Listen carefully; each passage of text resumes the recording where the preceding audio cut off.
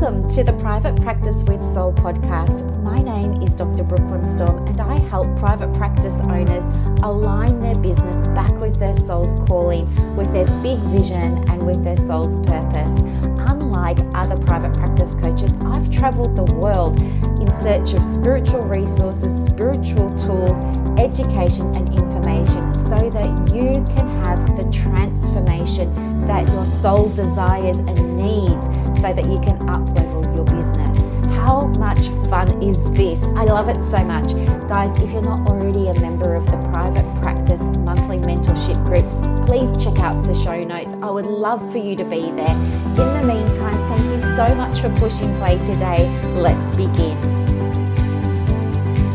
Good morning, everybody. Happy Saturday and welcome to another episode of the Private Practice with Soul podcast. Welcome to the show. Okay, so I've had a question come through on Facebook. So I'm going to read that out, and that's going to be the topic of our session today. So sit back, relax, light your candle and incense, get your journal ready, and let's do this. Okay, so somebody contacted me and she was toying up whether or not the next step in her business would be to hire a contractor or an employee. She's decided to have an employee now, okay? And she shares that she's just spending a lot of energy trying to make it all work and still be lucrative in the private practice. She shares that her dream is to have like-minded people working together. And she's really happy because she says it's becoming a reality and she doesn't want to mess it up. However, she's having a hard time convincing someone to come over to her practice without any clientele or just a few people for them to see. She also goes on to say that her own clients are coming in specifically for what she does and asks, so how do I build clientele for them? And this is such a really relevant topic that, of course, I want to help you. I'll do my very best today. And I think we should just absolutely dive in and say, well, congratulations on expanding the practice. That's amazing. Well done. The next thing that I want to share with you is just to give you some guidance here. When it comes to this next stage in the private practice, I want you to really tune into what's your intention. I want to ask you to go within in a way that feels right for you. I want you to get quiet, allow your mind to be quiet, sit with it and ask yourself, what's my intention with employing a therapist, a complementary therapist for my practice? What is the big vision here? And I know that you've shared that you want to build a big family of like-minded souls, which is amazing, but get more specific. The more clear that you can become with why you've hired or taken this particular step now, even though you don't have clients for them, and, you're thinking about how do I, convince them to come over, I want you to connect into why is it important to you now, before there's clients there, to have this new person on board. That's the first thing, okay? Getting some clarity around that will help you plan and map out your next steps, okay? So you're going ahead with an employee, fantastic. You've also shared there that you're spending a lot of energy trying to make it all work. I'm not sure what sort of activities you're doing there. And I don't want to speculate, but you said, and still be lucrative. So when you say lucrative, I imagine that you're talking there about your turnover and your profit and those very sorts of masculine things there. In terms of it being lucrative, I think, again, this is going to depend on the steps that you're taking and the strategy or the approach that you're taking with this person, because every practice is unique and they will hire people differently and they'll build up the practice differently. And I'm not sure how you're doing that for yourself, but in terms of being lucrative, I think it's fair to say that It may be a little bit of a financial investment with the initial setup of having an employee and building their clientele. But I would imagine that once it's going for you, then you will start to see increased turnover and perhaps even more profitability. If your question is solely and wholly about things being lucrative with the finances, then absolutely do speak to the practice accountant, okay? And even the practice bookkeeper. And I'll tell you why the bookkeeper can be such a fantastic source of information is because they have their finger on the pulse of the day-to-day expenses and incomings for the business.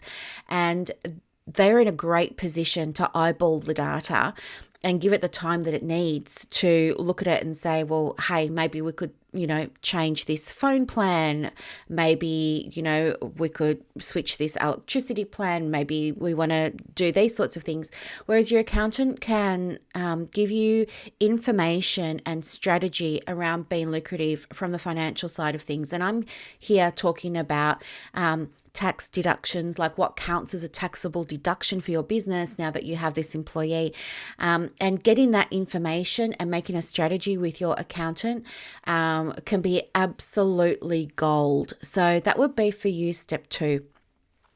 But you know me, I'm not just about the masculine, I'm also about the feminine. So when you're saying and still be lucrative, I guess part of me wants to honor the feminine in you, which is about your self-care, your nourishing, your nurturing, not just of the practice, but for you now as the CEO of the practice, as the director of the practice, right?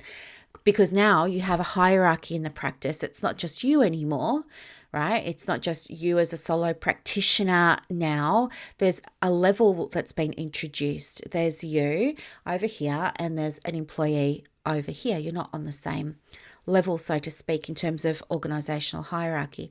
So I want you to think about as your pressures change and shift because they will now that you've got a staff member. I want you to think too, point number 3, how can I invest in my own well-being? What do I want that to look like now that I've hired someone? And this can link into your intention in step 1, okay? You say though that your dream is to have like-minded people working together, and that's absolutely amazing, but take it one step further. Why do you want that? What's the big vision that you have there? And what's the vision beyond that vision? Okay. And yes, you say it's becoming a reality. It absolutely is. This is the thing. You're already doing it and you're doing amazing. You're doing amazing. Okay. So the next section there, I'm just breaking down this message again, is that you're having a hard time convincing someone to come over without any clientele or just a few people. So I guess what jumps out at me here is the word convincing. Convincing to me, and this is only my 5 cents, but you know how I roll now. Convincing to me is almost a very salesy energy. It feels very much like we're pushing, almost coercing. I know that's not the right word, but you know what the vibe I'm going for here. Convincing. I mean, would it feel aligned for you to have somebody working in your practice, being the face of your practice and delivering the work that you want them to do, that you had to convince to come and work with you? Would that feel aligned for you? And if it does, that's great. But I'm guessing it probably doesn't. I mean, just personally, I wouldn't want somebody working for me that I'd had to convince, because I think if I'd had to convince them to come over, I could lose them any moment. I'd be in fear all the time. I'd feel more pressure. I would feel restricted in my ability to do my job, like manage their performance in case they left or something like that. So I would spend some time here thinking about, the language that you're using. And it's so important because the language that we use determines what we manifest, determines what shows up for us, determines our experience. So if you're thinking I have to convince someone, then your experience will be you feel as if you need to convince. And that's probably not the vibe that you want to be in.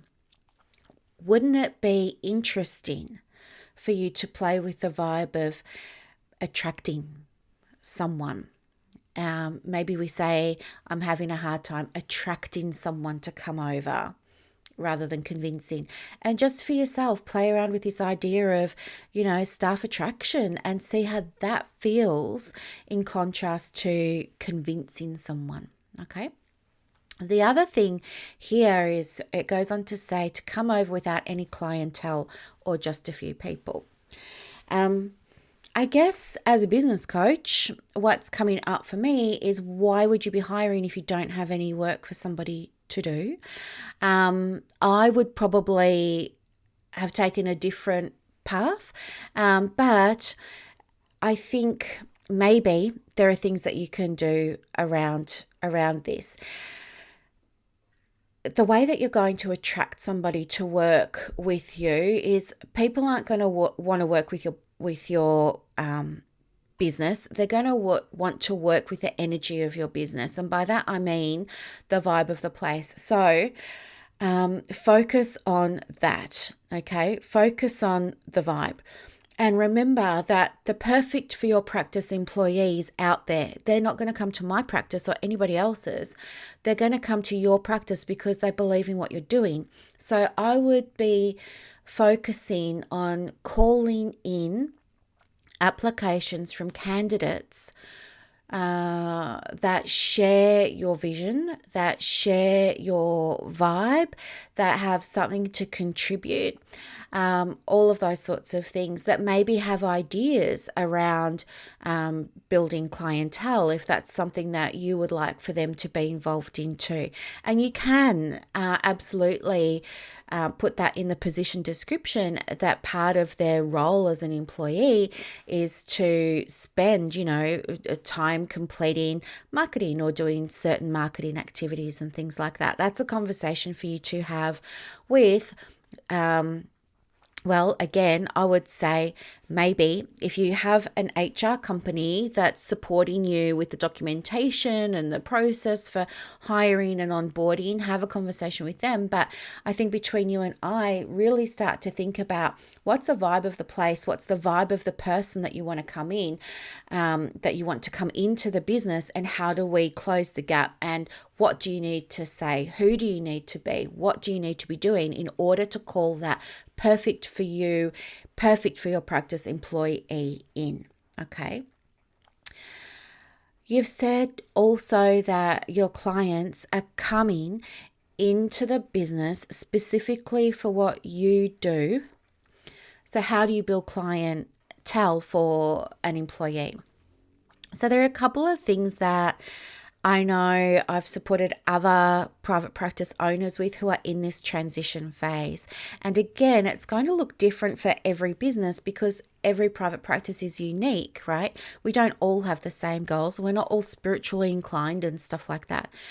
But I can give you general guidance. And so how do you build clientele for a new person when all the referrals are coming in for the existing person? Well, there are a few things that you can do. First of all, and these aren't in any priority order, but do write them down. You want to update your marketing plan. So you need to go back to the drawing board, take out your marketing plan, give it a facelift, give it a little bit of a makeover, and then that's going to mean that you then need to update your marketing strategy. So that's the first thing. The second thing that you need to do is update your copy. So anywhere that you have copy, like perhaps, for example, a website, anywhere that you have copy, or Facebook or your Instagram, you will then want to update that. This is when you start using terms, you start swapping the term I for we, okay? Little things like that. Instead of saying about me, you say about us, about our team, about our practice. We are a growing practice, da da da da da da da. Things like that will help. The other thing that you will absolutely need to do as part of the marketing here is I would recommend looking back over your tracker for the last, hopefully you're keeping a tracker. Have a look back over your tracker for the last 12 months and identify everybody that's ever referred you a client during that period of time. And what I want you to do is get on the phone and set up a time to go and actually meet with them. So yes, this may take away time from your direct client work, but as the director or the CEO, however your company's set up at the moment of your business, you need to work on it. So you should have time in your diary now set aside to work on the business, so less client time. You're going to use that time and you're going to book a meeting with everybody that's referred you a client over the last 12 months where you can. If you can't get to them physically, I want you to book a Zoom with them, and at very worst, a phone call. No emails. No emails. Cancel emails. No, they don't. No. This is about building relationships and this is about building rapport, and we can do that much more deeply on a phone call, on a Zoom call, or absolutely in person. In person would be the gold standard. So when you go there, what you're going to do is you're going to say thank you and you're going to express gratitude for the referral or referrals that they've sent your way. And then what you're going to do is you're going to, connecting with them, see where they're at. It's a two-way conversation. It's not just you going blup and dumping all of the stuff about you onto them. It's a conversation, right? From there, what's going to happen is you are going to introduce them to the new team member. And by the way, this is Jane or John or, this is my new team member and I really wanted to introduce you to them, right? And let that new team member have a conversation. You step back, let the team member have a conversation because that team member needs to build rapport. Okay, so this is a time for you to, be quiet, let your trust your team member. All they're going to do is get to know, have an informal, casual conversation. They're not there to sell anything. That referrer's already sold on the practice, so that team member doesn't need to sell. All they're doing is they're there to build rapport, okay? It's coffee with a new friend. That's all it is, no selling. Let that team member and the referrer get to build a relationship together, okay? And then the team member, for example, is going to ask the referrer more about their business and and they're then going to talk about what they do. And yes, they have capacity, and yes, I'm qualified, and yes, I'm, this is my area of interest. Do you get many clients like this? It's just a conversation. The reason why this is so powerful and so effective is because people don't do it. And so when somebody does ring up and say, hey, you know what, I want to catch up with you. I've got some exciting news that I want to share with you. And you go there and you actually meet them face to face and you've got your new team member. It sets you apart from other counselors or practices that this referrer is going to refer to, because now they're getting to know you. They're going to refer to people that they know. They're not going to get to know you by your website, really, and they're not going to get to know you by your emails. Go in person if you can. If you can't get an in-person meeting, as I said, at least do a Zoom, all right? So, and then step back, okay?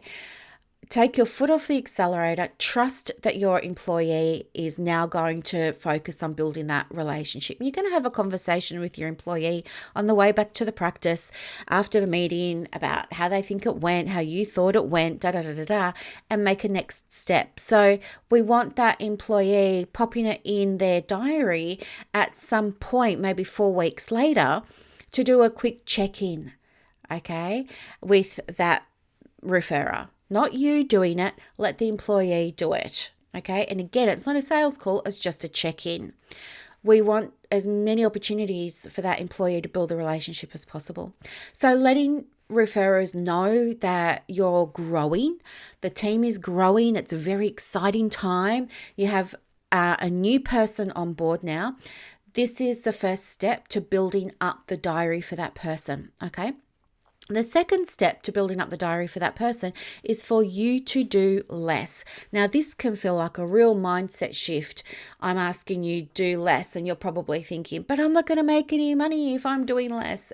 Not true, because you will then be able to work on the business, oh my goodness. Sorry, I just lost the word. On the turnover activities, on the profit-making activities for the private practice. And you need to do that now that you're in this position. It's a big part of why you hired a new person, okay?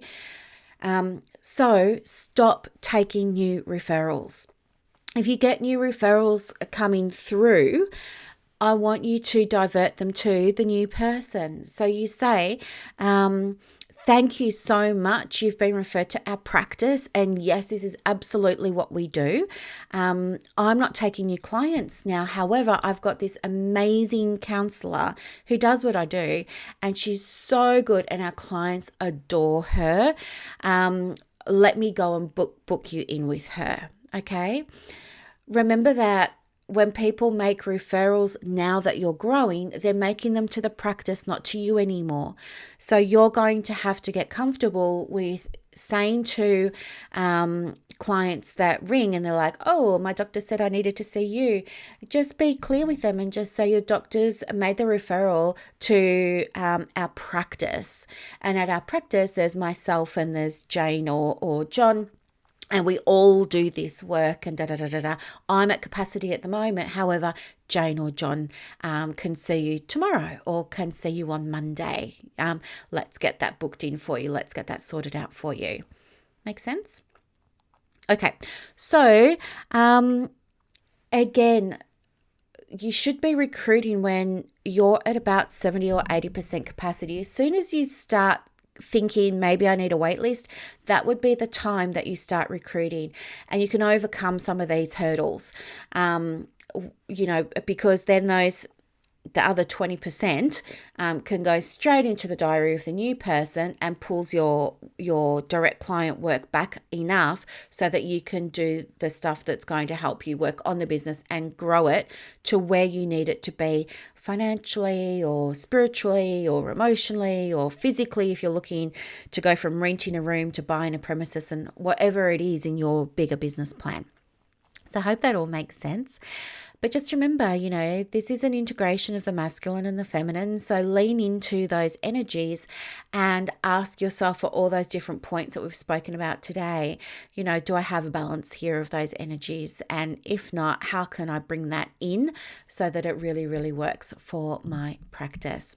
So I hope that this was a really powerful episode. I hope it was jam-packed of useful information, very valuable for you. If you have any questions, of course, let me know.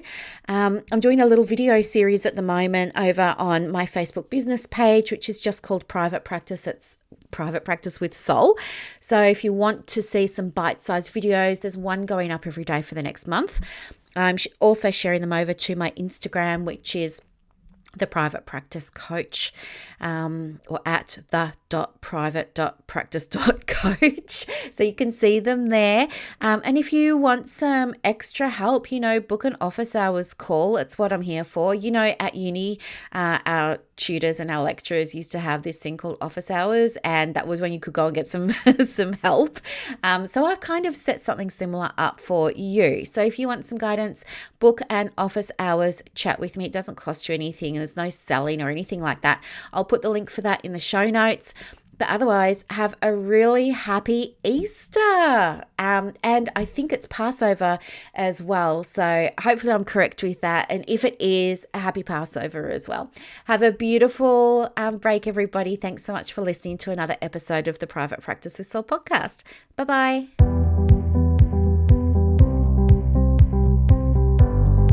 Thank you so much for listening to this episode of the Private Practice with Soul podcast today. If you're looking for clarity, if you need help with branding, your processes, and bringing everything into alignment with your soul's purpose for your private practice, head to the show notes and click the link for more information about the Private Practice Monthly Mentorship Group. You are going to love it. I can't wait to see you in there. Thanks so much for listening. Bye.